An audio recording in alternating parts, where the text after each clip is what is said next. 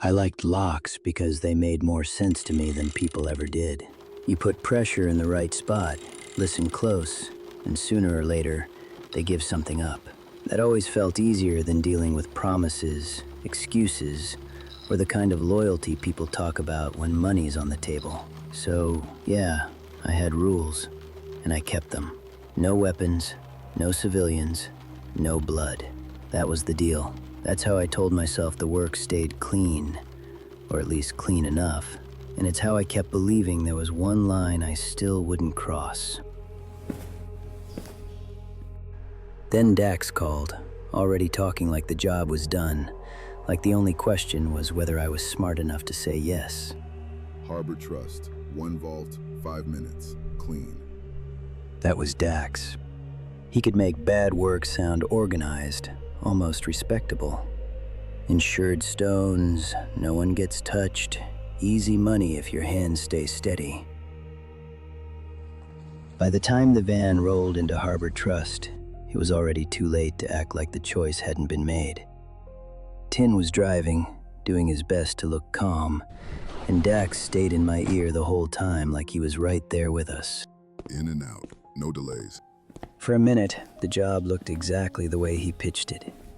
Quiet corridor, steady hands, clean entry, clean timing, nothing out of place. That should have made me feel better.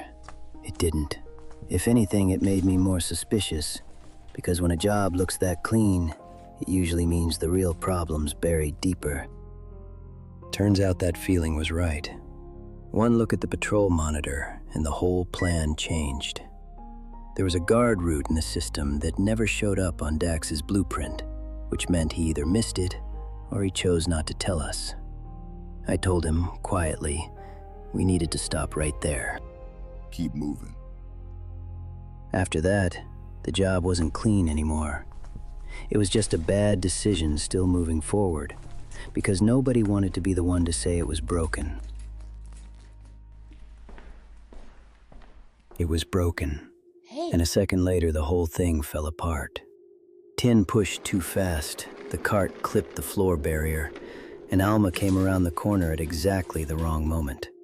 I saw her slip, hit hard, and go down before anyone could do a thing. There was blood on the floor, and that changed the job right there. It didn't matter that no one pulled a weapon. It didn't matter what the plan was supposed to be. A guard was down because we were in that building, because we kept going after the moment we should have stopped. And after that, nothing about the night felt clean anymore. Dax kept pushing like the blood on the floor was just bad timing. Take the stones and go. But all I could see was Alma not moving. So I called for an ambulance from a burner, then got out before anyone could stop it. And the second those sirens got close, Dax stopped talking to me like a professional and started talking like a man who'd just been crossed. By morning, my face wasn't on the news, but the shape of the job was, and that was enough. Dax was already cleaning up his side of it, which meant sooner or later he'd come for mine. Then Mara Quill stepped in, and that made things worse in a different way. She was smart enough to see the work had been careful, but not clean.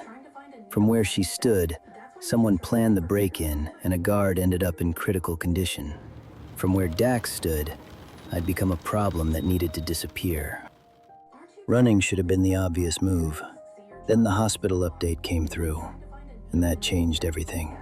Alma was still alive, barely, but alive. Hearing that didn't make anything easier.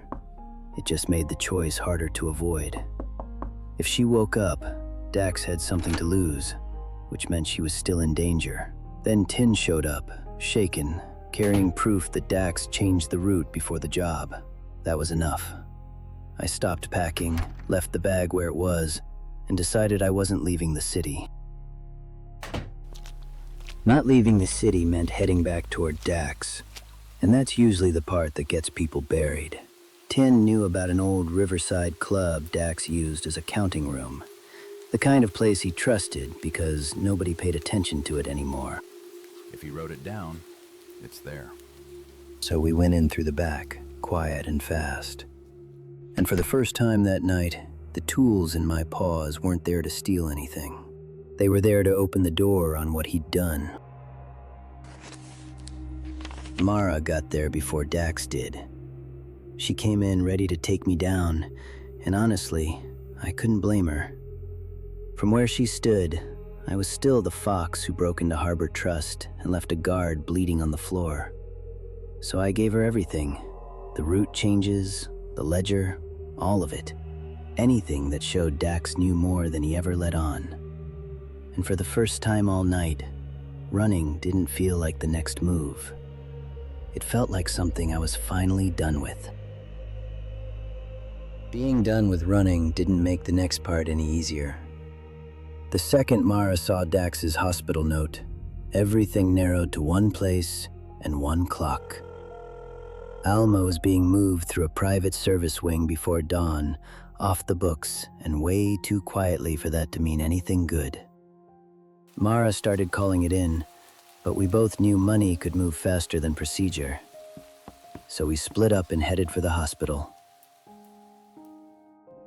I got to Alma first, and that's when I saw Dax was behind the whole thing. He came down to the service wing himself, which told me two things. He needed the evidence back badly, and he still thought if he pushed hard enough, I'd fold. Give me the drive. He thought this was still about the robbery. It wasn't. By then, the only thing that mattered was keeping Alma alive long enough for Mara to get there. Put your hands and making up. sure Dax had nowhere left to hide. Keeping Alma alive and putting Dax away was enough to end his side of this, but not mine. Mara got the truth, the drive, the ledger, all of it. And Alma made it through. That should have felt like relief. Mostly, it just felt quiet. A guard was still in that hospital because I took the job and walked into that bank. So when Mara came over with the cuffs, I didn't argue, didn't run, didn't look for some other way out. I just held my paws out and let it end.